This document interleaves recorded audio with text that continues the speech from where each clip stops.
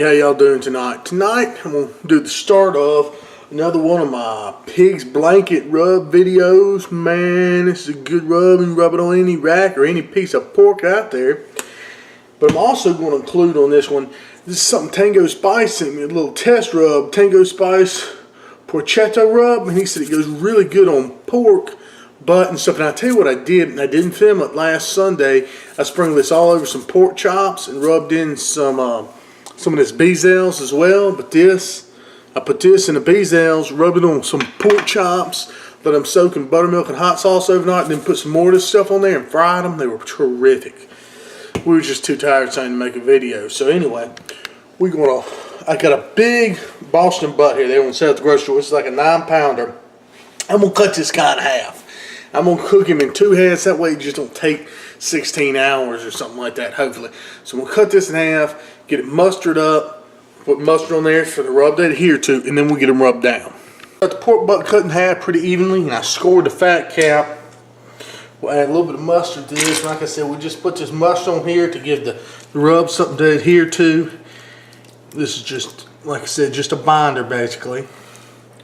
And it's cool too about, having this thing cut in half. That's going to give us more surface area, more area for the rub, more area for good up bark and everything else. So that'll be some good stuff, y'all. Go ahead and just, oh yeah. A little bit of something. This is kind of the boneless piece. This will probably get done first, and that's fine. See, I can pull them like that and let this one just rest, wrap it or something. Anyway, got these all rubbed down with the mustard. Get some extra right there. Alright, and then what I want to do, come in with the Tango Spice.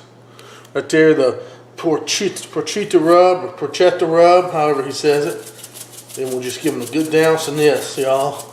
Because this is the heavier of the two rubs. And this will get all where it needs to be. I'm going to go ahead and just get all sides with this rub. All sides with that, I'm going to come back with the pork blanket. I'm going to give it a good dust in this stuff, y'all. Yeah, I love the color of this rub too. It gives the meat such a nice bark. Good color. That's something you'll see in some real high quality rubs like this and Dizzy Pig and stuff like that. You'll see some really beautiful coloration that you get from the paprika and the different spices, and that really helps to enhance your eventual crust. Alright y'all, so there's what we have. This wonderful pork butt here, dusted with this pig's blanket rub. Oh man, it's just beautiful goodness. Get everything just liberally coated here. And we also got Tango Spice's porchetta, Tango Spice porchetta rub is what I'm going to call it. Anyway, some good looking stuff, y'all. I'm going to put this in the chill chest for tonight. Let it just get this wonderful chill on it. That way it'll enhance that smoke ring. We'll put some probes in it tomorrow. Get out there on the smoker, y'all. It's going to be real good. Alright, y'all. About 8 o'clock in the morning. I'm just putting these pork butts on here. Got the iGrill 2 wired up. And I set my smoker about 235. Got them rubbed down with the pig's blanket. And we'll let them go for a little while and give them a check. Alright, y'all. We've been smoking here for about 2 hours and 15 minutes. Now, I've got some of my own little brew here. What this is apple cider vinegar, whole peppercorns, and a little bit of honey. And this is a good little spritz to spray on your pork. And oh yes sir, look at that. We just want to spray that on there just to give it some moisture. I could open this thing here. Oh yeah, there it goes.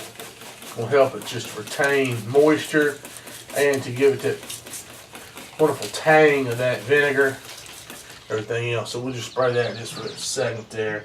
And we're going to let these suckers, I'm going to load a little bit more wood in there. Using some apple wood today. It's a really good apple wood. And we're going to let it roll. Also, y'all, I'm using what I like to call the TNT barbecue method today. See, I'm filling the hopper with apple chips. What I've also been doing is about once an hour, I'll fill my hopper with some charcoal briquettes. Put those in there. That's supposed to really help with your smoke ring, according to my boy over at TNT Barbecue. But anyway, using these apple chips here, y'all. Alright, y'all, so we've been cooking about 6 hours here, and we're about 155. Probably reached a stall. I'm going to go ahead and spread some here. Oh yeah, look at that. Look at that crust. Yes, sir. That's what we're getting. A nice crust on there. Don't even know the spreads. We just get on vinegar and everything. Ooh. That vinegar's strong. Add a couple more wood chips, and that's it. Just let them roll, y'all. Alright, y'all, we've been cooking about 13 hours, so I'm going to go ahead and put these butts. And I got a pot down here. I'm just going to show you. Mine was full, so we use a heavy cast iron pot just to keep them warm. Let them rest in. I don't have a cooler tonight. I mean, look at that, y'all. That is some gorgeous. Oh, look at the bark on there. Let's go ahead and pull these down pins out of here. About at 195. We can get this big in here. See if I can coax it off the rack without it falling apart. Look at that sun. You go ahead and just set them right down there in the pot. Maybe have room for a small one. Maybe put some foil on top.